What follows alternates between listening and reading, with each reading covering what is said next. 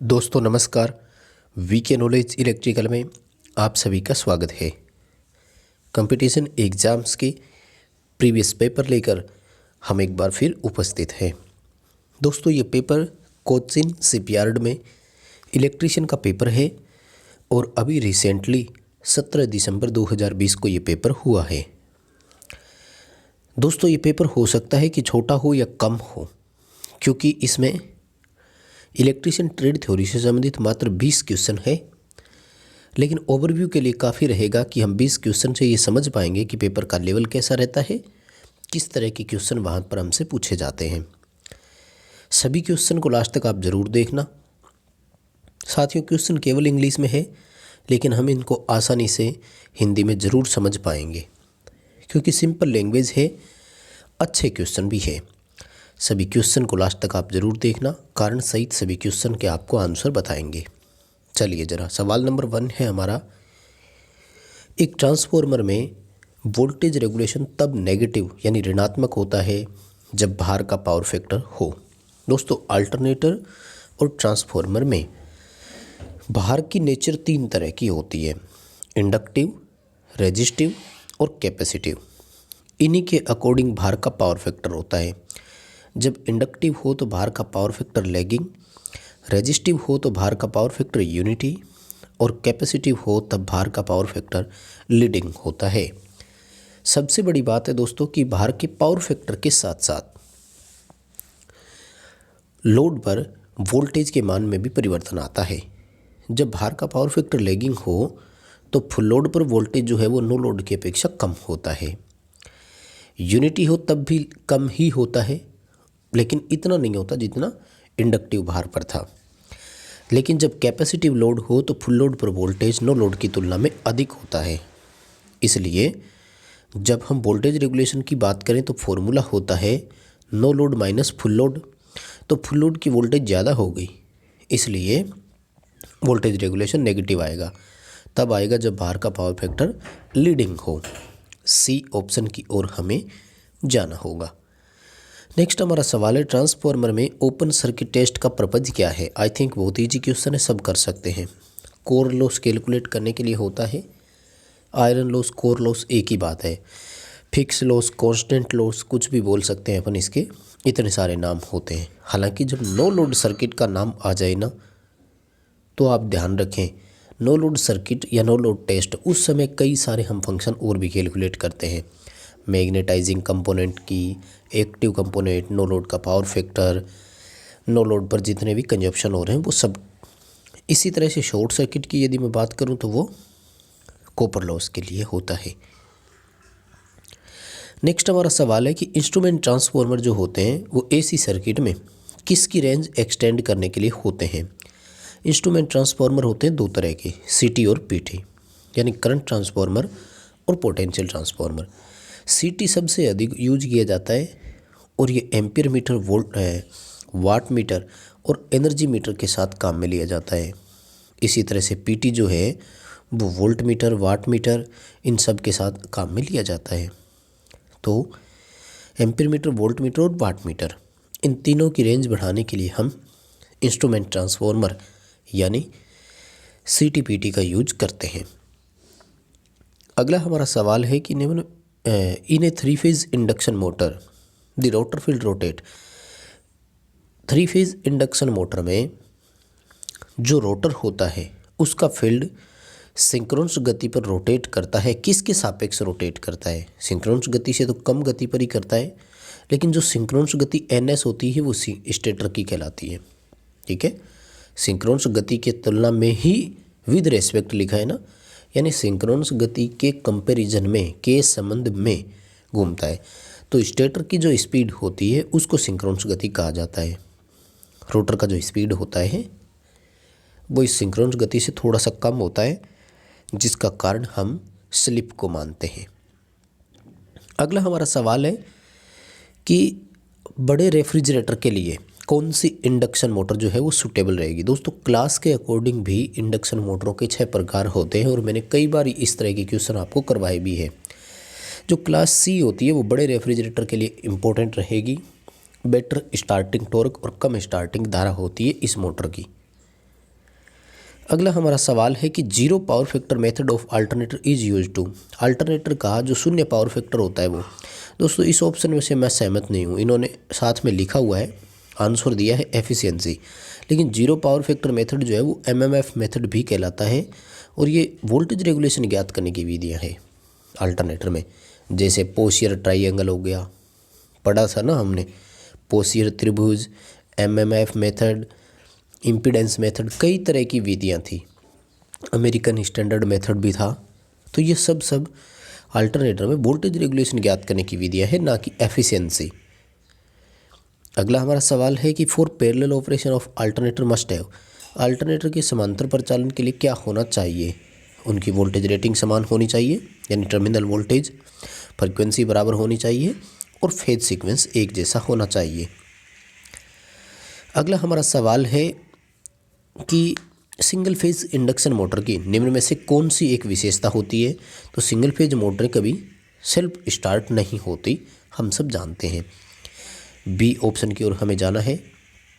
एक फेज होने के कारण इनमें रोटेटिंग मैग्नेटिक फील्ड डेवलप नहीं होता है और मोटर सेल्फ स्टार्ट नहीं होती है।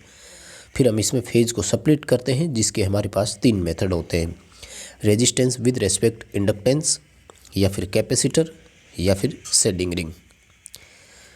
अगला हमारा सवाल है कि transformer are rated in KVA instead of kilowatt, यानी किलोवाट की जगह पर ट्रांसफार्मर को केवीए में क्यों लिया जाता है?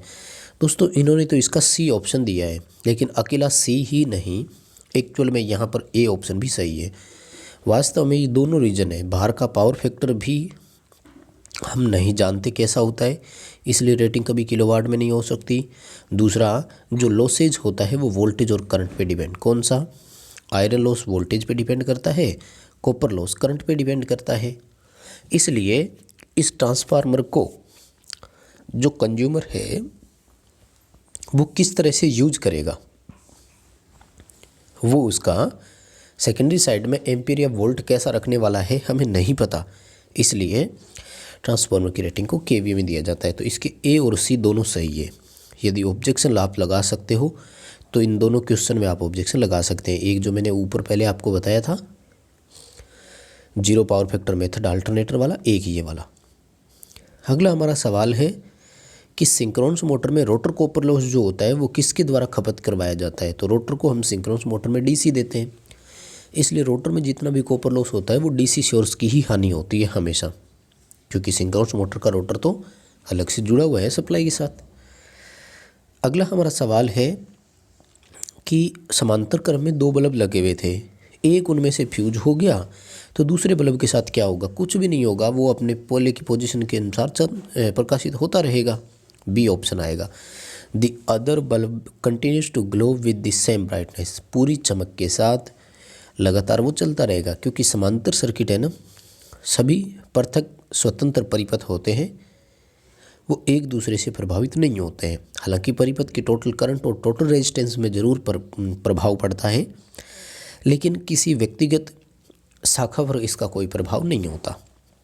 अगला हमारा सवाल है कि ऐसा कौन सा परिपथ है जिसमें कुल प्रतिरोध न्यूनतम प्रतिरोध मान से भी कम होता है? तो पैरेलल सर्किट होता है, सीरीज में उच्चतम से भी उच्च होता है। सिंपल क्वेश्चन है, आई थिंक आप सबका सही हो ही रहा होगा। चलिए अगला सवाल, वर्क डन की गणना करनी है, किए गए कार्य की गणना करनी है, और जहाँ प्रतिरोध 20 ओम, धारा का मान 5 एम्पियर और समय 3 घंटे का है। देखो जूल में भी कार्य होता है और KWH में भी कार्य होता है, ठीक है, क्योंकि electrical energy as a work की होती है। तो इसके लिए जो फॉर्मूला होता है वो होता है शक्ति इंटू समय, पावर इंटू टाइम। पावर के लिए आप I² इंटू R कर सकते हैं, और टाइम देखिए दिया हुआ है 3 घंटे का। अब यहाँ पर देखो जूल में यदि आप कैलकुलेट करते हैं तो 5 की स्क्वायर 25 आएगी, इंटू रेजिस्टेंस 20, और समय इस समय सेकंड में होना चाहिए, फिर आपको ध्यान रखना है तो 60 इंटू 60 करना था। तो जूल वाला तो संभव नहीं है ना, फिर KWH में करना है तो फिर आप 60 को हटा दीजिए। क्या करना होगा, इसी में आपको 1000 का भाग देना है, KWH आ जाएगा। कैलकुलेशन करके उत्तर का मिलान करना, सी आएगा आंसर 1.5 किलोवाट आवर। अगला हमारा सवाल है कि 6 ओम के 3 प्रतिरोध हैं जिनको हमने एक त्रिभुज की आकृति में जोड़ दिया। त्रिभुज के किन्हीं दो कोणों के बीच में मान बताइए कितना है। तो मैं कई बार अब आपको बता चुका हूँ, समान मान के जब हो तो फॉर्मूला होता है 2/3 इंटू आर। आंसर आएगा 4 ओम। त्रिभुज की आकृति में समान मान के प्रतिरोध हो तो किन्हीं दो कोणों के बीच में कुल प्रतिरोध ज्ञात करने के लिए हमारे पास ऑप्शन होता है कि हम 2/3 इंटू आर कर दें। अगला सवाल है कि सीलिंग फैन में कौन सी मोटर होती है। देखो वैसे तो होती है परमानेंट कैपेसिटर मोटर, बट यहाँ तो ऑप्शन नहीं है। यूनिवर्सल कर नहीं सकते, सीरीज मोटर होता नहीं है, सिंक्रोनस नहीं हो सकता, तो फिर इंडक्शन ही ऑप्शन रह गया। सिंगल फेज इंडक्शन होता है, इसलिए डी ऑप्शन की ओर हम जा सकते हैं। 4 पोल 50 हर्ट्ज मोटर की सिंक्रोनस स्पीड पूछा है, शायद ही कैलकुलेट करने की ज़रूरत हो। 1500 RPM आता है, F/120/P होता है। उम्मीद है सबका सही हुआ होगा। अगला सवाल है कि ड्यूअल स्टार्टर जो है वो कहाँ तक काम में लेते हैं हम। 5 HP से कम तक यूज में ले सकते हैं। 5 HP से अधिक यदि है तो फिर स्टार डेल्टा स्टार्टर लेते हैं। इससे भी बड़ी मोटर है तो ऑटो ट्रांसफॉर्मर स्टार्टर का हम यूज कर सकते हैं। स्क्विरल केज इंडक्शन मोटर में ये स्टार्टर काम आते हैं। अगला हमारा सवाल है कि एक स्टेप अप ट्रांसफॉर्मर जब वोल्टेज डिलीवर करता है हायर देन द रिसीव, यानी प्राप्त मान से अधिक वोल्टेज देता है, तो एक तरह से वोल्टेज स्टेप अप हो गया ना, तो फिर करंट क्या करेगा, स्टेप डाउन कर देगा। तो क्या लिखा है इन्होंने, in a step up transformer when the voltage deliver is higher than the received the current deliver is lower than the received, यानी प्राइमरी की अपेक्षा सेकेंडरी में करंट कम होगा, क्योंकि वोल्टेज को स्टेप अप किया है तो करंट स्टेप डाउन होगा। अगला सवाल है कि what happens if DC supply given to the transformer, transformer की वाइंडिंग जल जाएगी, बट ऐसा ऑप्शन नहीं है। क्या करोगे, डी ऑप्शन की ओर जाएंगे। It does not work at all, ये किसी भी हालत में काम नहीं कर पाएगा। अगला हमारा सवाल है कि कौन सा एक्सप्रेशन जो है वो पावर का नहीं है। तो P बराबर I/R नहीं है, V/I होता है, I² है, V²/R है। डी ऑप्शन नहीं होगा। बस दोस्तों ये थे आज के इसमें अपने 20 क्वेश्चन। वीडियो पसंद आए तो लाइक ज़रूर करें, आगे अपने फ्रेंड्स को भी शेयर ज़रूर करें।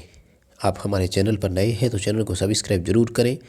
आपने ये पेपर दिया है तो इन 2 क्वेश्चन में आप ऑब्जेक्शन भी लगा सकते हैं।